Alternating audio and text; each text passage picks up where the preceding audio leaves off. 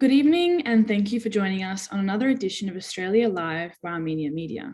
I'm Gayane Kortian, and tonight I'm honoured to be joined by Lori Khatchadourian, who is an Associate Professor of Near Eastern Studies at Cornell University, as well as a co-director of the Caucasus Heritage Watch Satellite Monitoring Project. Earlier this month, we marked 1 year since the end of the Artsakh War, which reminded us just how much we lost in the space of a year. One of the major losses and heartbreaks during that year that has passed has been the appropriation of Armenian cultural sites of significance, including Azerbaijan's desecration of churches and removing of khachkars, as well as vandalizing cemeteries and graves. Lori, thank you for joining us. Thank you so much for having me. The Caucasus Heritage Watch was created last year during Azerbaijan's attacks on the indigenous Armenians of the Republic of Artsakh. For those who are yet to hear about your program, could you give us a quick introduction to the Caucasus Heritage Watch, its goals and its initiatives? Yeah, certainly. So Caucasus Heritage Watch is a research initiative that was formed immediately after the ceasefire was signed in November of 2020. And it involves myself, my colleague, Professor Adam Smith at Cornell University in the Department of Anthropology, and my colleague Ian Lindsay in the Department of Anthropology at Purdue University. And we came together to develop this project to use high-resolution multispectral satellites to monitor the condition of hundreds of Armenian cultural heritage sites that now fall under Azerbaijani jurisdiction.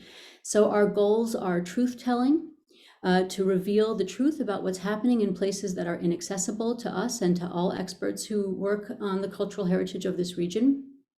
We also hope that through monitoring, we can potentially deter acts of abuses and acts of aggression on cultural heritage sites. That's sort of the ultimate goal, is to actually prevent these things from happening. And when they do happen, we hope that our findings, our imagery, our reports can help bring accountability to the parties that are responsible for damage or destruction to cultural heritage sites.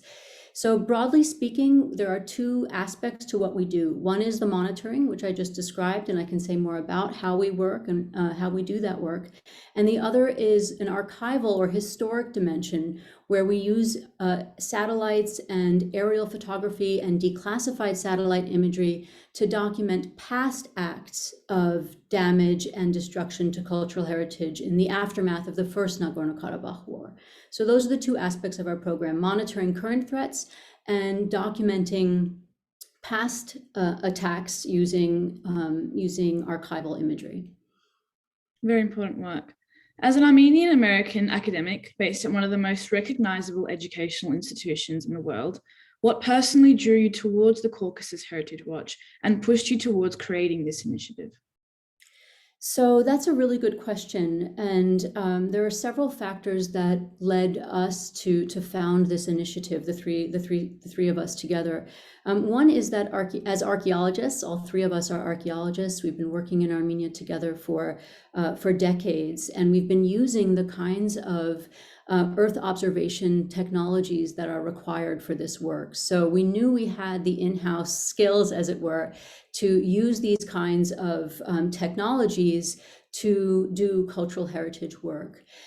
We also came together to do this because we have developed strong partnerships with Armenian colleagues over the years, and we would not be able to do this work without our Armenian partners, especially the Monument Watch initiative spearheaded by Professor Hamlet Petrosyan and the Research in Armenian Architecture. These groups have been absolutely key to our work, and our relationships with them over the years also prompted us to think that we could pull something like this off. And finally, I would say the third consideration that led us to do this work is that we were inspired in part by the model of what archaeologists did in Syria during the Syrian civil war. Because there too, cultural heritage was in the crosshairs of the conflict, as is well known.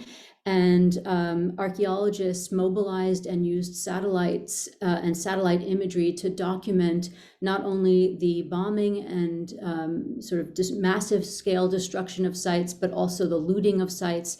And they really provided a template to us, demonstrated that it is possible to monitor cultural heritage sites from afar using high resolution satellite imagery. And we know those scholars and have engaged with their work. So those were some of the factors, knowing we had the skills and the partnerships and knowing that it was feasible, to do this kind of work prompted us to respond. And, I'll also just say that having worked in this region for decades as archaeologists, we do feel a sense of obligation to use the skills that we happen to have to try and respond to the crisis that this war produced. And this is one area where we feel we have something that we can offer and feel that we have a responsibility to do that, to do this work. There have been some photos circulated on social media sites over the past year with a real focus on the Razanshetsuts Cathedral in Shushi. What are the most recent developments of that particular church? So as is known, most of the damage the church sustained was wartime damage with what appears to be deliberate strikes on the structure. Since that time, Azerbaijani authorities have undertaken a so-called restoration of the church, returning it to its condition after the 1920 pogroms of the Armenians, when the original spire on the church was removed and a dome remained in its place. And it appears that the current so-called reconstruction is returning it to its condition after the 1920 pogroms, and they have removed the spire and there is now a dome. So it is not. And the Azerbaijani authorities purport that this is the original form of the structure, but that is in fact not the case. And there are historic photographs that demonstrate that the spire was a feature of the church prior to 1920, and that has been publicized in various media. So that's my knowledge of the latest developments at Razanshetsuts. We haven't seen, based on our satellite images, we haven't seen significant changes that we can detect since those summertime alterations. But we're monitoring it closely, of course. We're monitoring it closely since it is a site that has been directly in the crosshairs of this conflict. No, of course. Other than the Razanshetsuts, what are some of the key sites of the Republic of Artsakh that are under threat by the Azerbaijani forces? So, that's a complicated question because in some ways they're all under threat, potentially. So just to give you a sense of the figures, we are monitoring around 275 sites. Approximately 144 of those are churches, 15 are monasteries, and the rest are historic cemeteries, bridges, and other smaller sites. And these are dispersed across all of the territories surrounding what is now the Republic of Artsakh.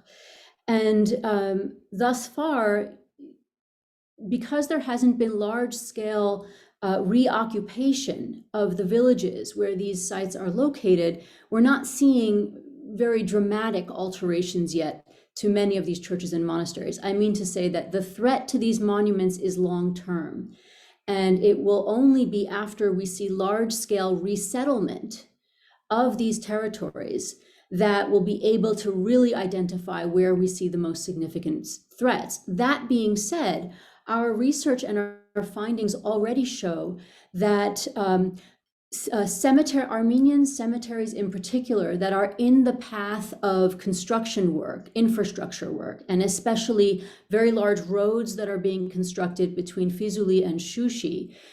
We have seen 2 cemeteries already completely obliterated, supposedly due to the construction of these roads and a tunnel in this area as well, when in fact it's quite clear that in some cases, or in all cases, the destruction is quite gratuitous. It was not necessary to take out a cemetery in order to build a road.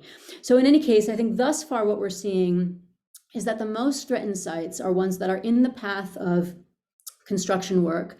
And frankly, thus far, cemeteries have been more targeted than other kinds of monuments. That might change over time, but for now, we're seeing that it is cemeteries that have been, at least 2 cemeteries that have been obliterated, and a third, the very historic and important and large cemetery in Shushi, the northern cemetery in Shushi, was partially destroyed. So again, it seems to be the ancestors that pose the greatest threat to Azerbaijani identity and supposedly the development work that they're doing as well. In addition, we have documented, so when we do our satellite monitoring work, when we receive imagery, when we receive new satellite imagery, we compare images of each and every monument with an earlier image of that same monument. And in that way, we're able to detect or document whether we see any damage or destruction or what we call threat. And so this gets to your question of where we see a particular threat. By threat, we mean a heightened threat where construction or other earth-moving operations are very close to a structure and potentially jeopardize the structural integrity of the building.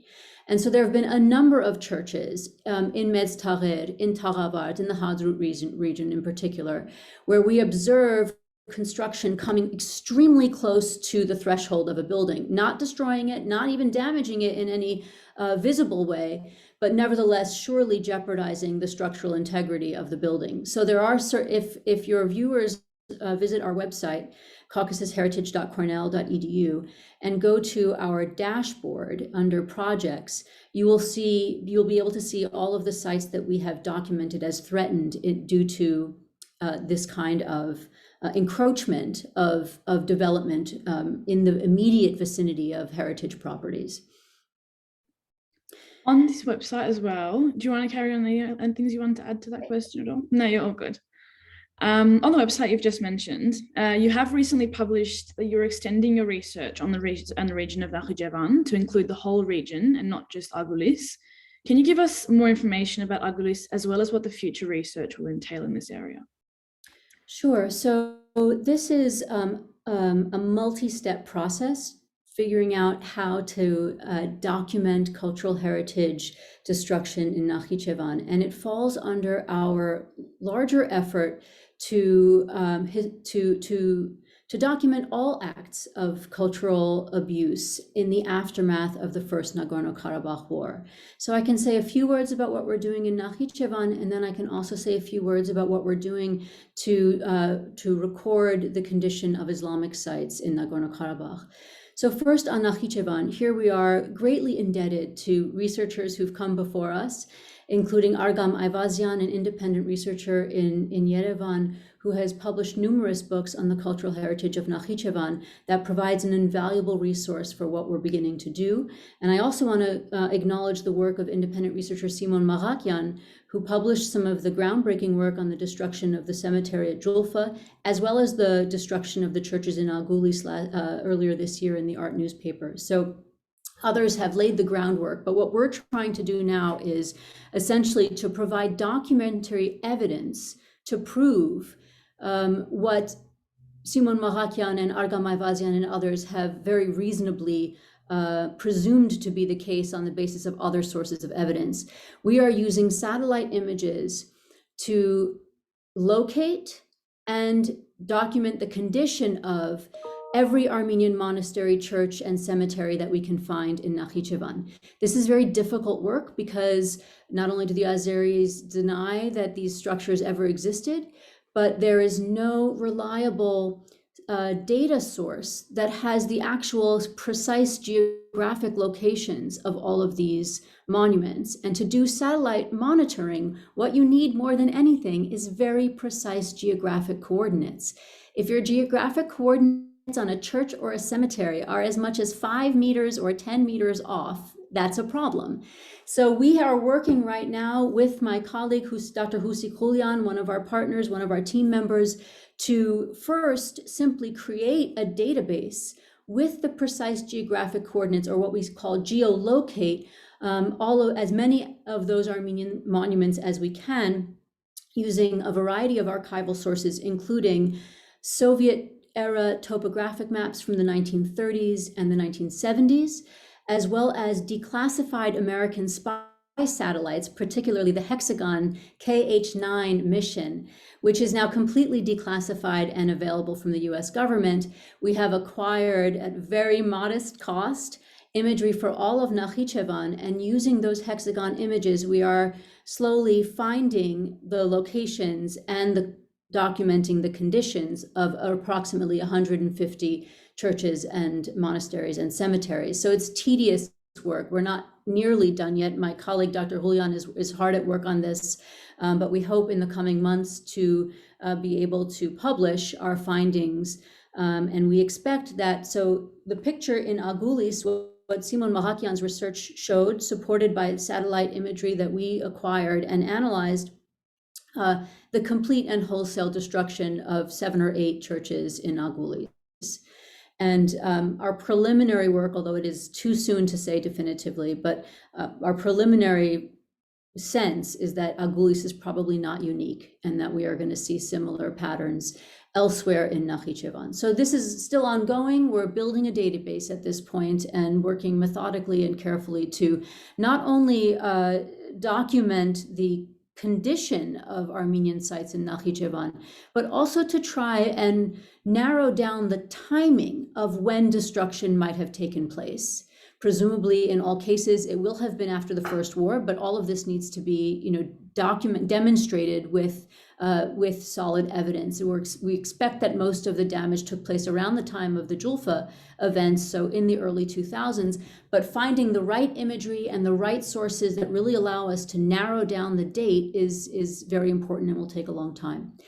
Let me just say a few words about the other archival or kind of historic aspect of our work, which pertains to Islamic sites in Nagorno-Karabakh after 30 years of Armenian control. This is obviously a very delicate topic, but it is a very important subject, and Armenians need to understand it, frankly.